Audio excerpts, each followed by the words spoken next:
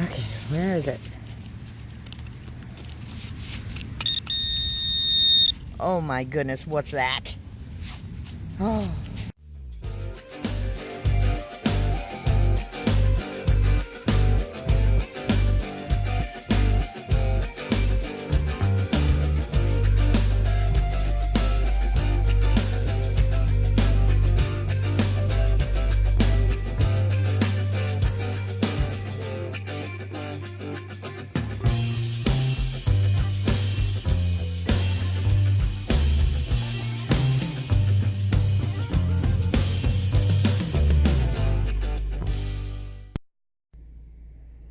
Welcome to Diggin With Deej. I'm really excited. I have wanted this permission for years. And it belongs to a friend of mine. And they just put it on the market to sell it. And I was able to obtain permission before it sold. So let's drive over and look at the rest of it. We're expecting some pretty dandy snow flurries today, so we'll see how it starts out. Okay, this house was built in 1870. I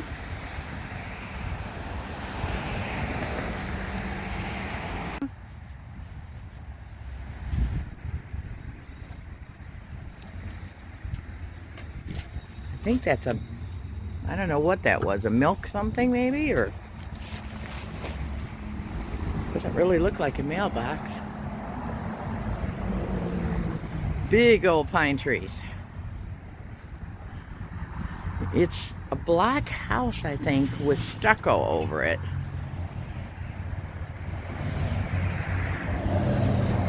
Look at these massive pine trees.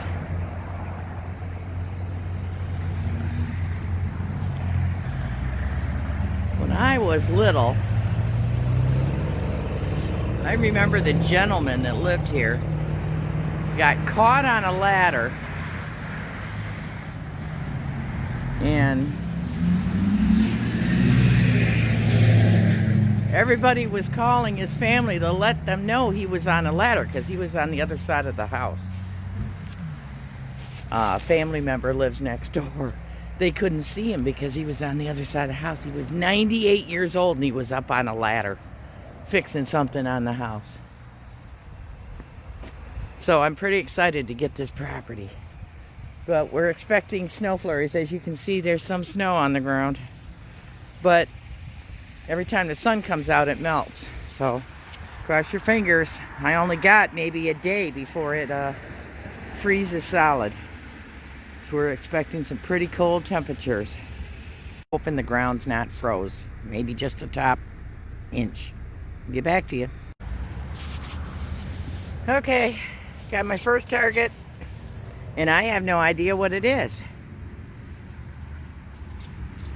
Look at that. It's made out of copper, I think.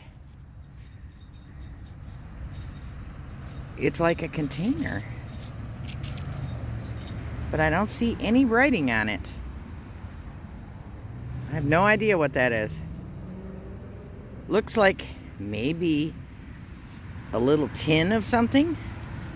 I don't know, I'll have to clean it up when I get home.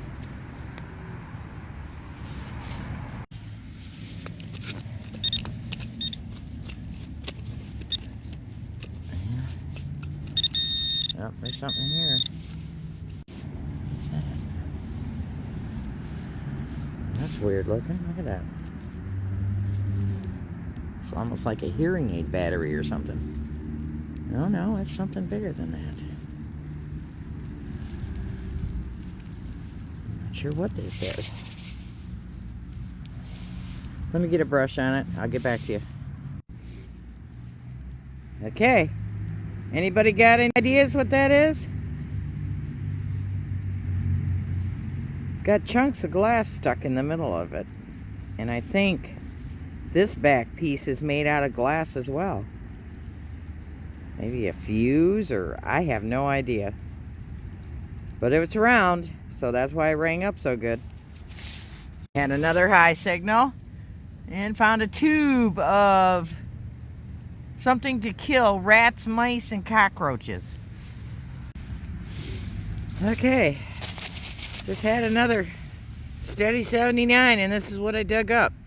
Murray seal. Looks like CPC. CP Company.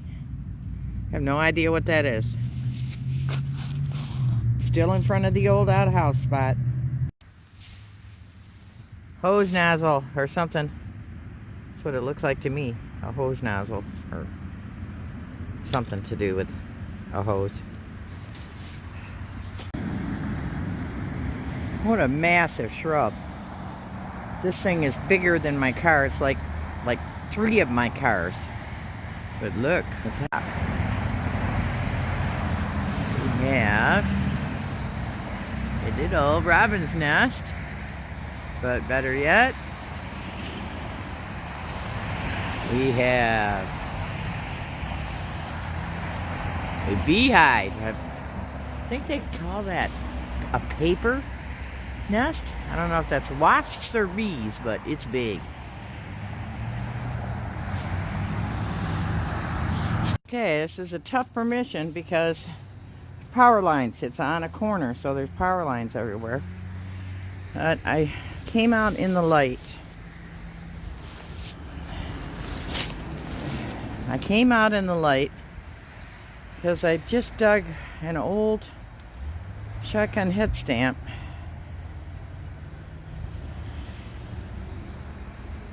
Winchester repeater, I think it is. That's what it looks like to me. Okay, I had a steady 85 at 6 inches. It is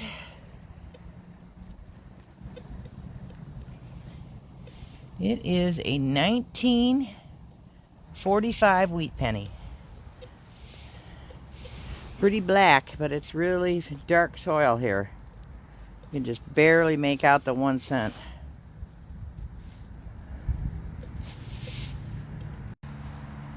Zinc penny, all chewed up. Okay, I'm way in the back, behind the house, behind the barn. And I got an overload signal on my machine. And when you get, for those of you that don't know what an overload signal is, it's when the coil is almost touching a target, a piece of metal, and it makes a noise. Each machine has a different noise for overload signal. And we're like 2 inches down. And look at this suspender clasp. I've never seen one like this before. Or something. It's either, I don't know. Has anybody ever seen a clasp like that before? Is that or an old-fashioned tie-down thing? Or to a belt, maybe? You know? I'm not sure. If anybody has any ideas, please put a note in the comments. Well, I got a steady 96 signal. It's copper. Part of a thermostat or something? I don't know. Slamming 93 signal. It's like, please be a large cent. Let me get my... It's not too... It's almost dark. I know it doesn't look like it, but it is almost dark. Ooh.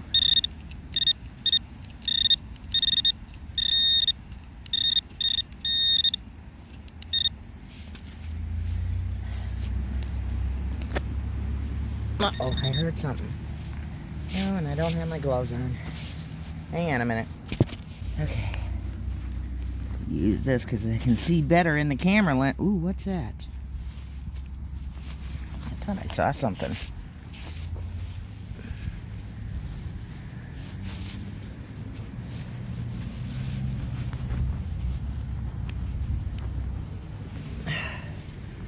Okay, where is it? Oh my goodness, what's that? Oh. It doesn't... What is that? Glove off. What the heck is that? It's like green. Oh, it's a necklace or a medallion or something. Oh my gosh, look at that. Oh my gosh. It's got a beehive on it. Wow. Come on, focus. Wonder what's that say?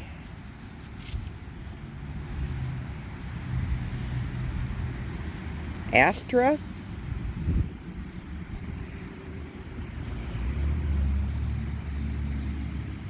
I don't know what that says.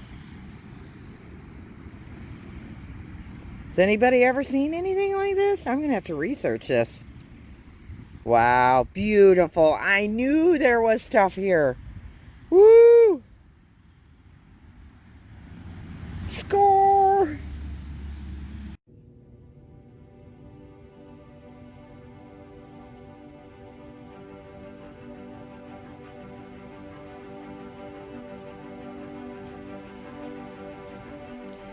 After the Civil War, life and disability insurance were unavailable to all but the most well-to-do men. Women could not get life insurance. After a compromise between the London, Port Huron, and Buffalo tents, the headquarters was moved to Port Huron, Michigan. It was a fraternal order that offered low-cost insurance to its members. Benefit societies were a splendid innovation with one common drawback: they were for men only. Ladies of the Maccabees was a fraternal benefit society that offered social and self-improvement activities as well as life and disability insurance. They began as an auxiliary of the KOTM in 1886 and separated from them in 1900 when they showed their ability to conduct their finances responsibly. The membership by 1904 was 150,000 women. The membership grew to 42 states. The Maccabees became a mutual life insurance company, being sold several times, the last time in 1999, and named Reassurance America Life Insurance Company. The snow is coming down. It is coming down out there. I had to get in the car and warm up for a few minutes. I got maybe 15 minutes before it gets dark. It doesn't look like it, but it is almost dark. And a banging 87 to 92 signal on a mason jar lid.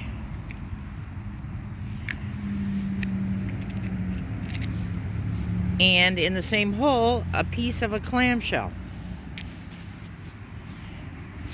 So there's a little insight into the lives before us. The owner just came over and told me that the house sold after one day on the market. So it was a good thing I got a chance to detect it. And with her being the past president of the Historical Society, I'm sure the medallion will go to the museum. Thank you for watching.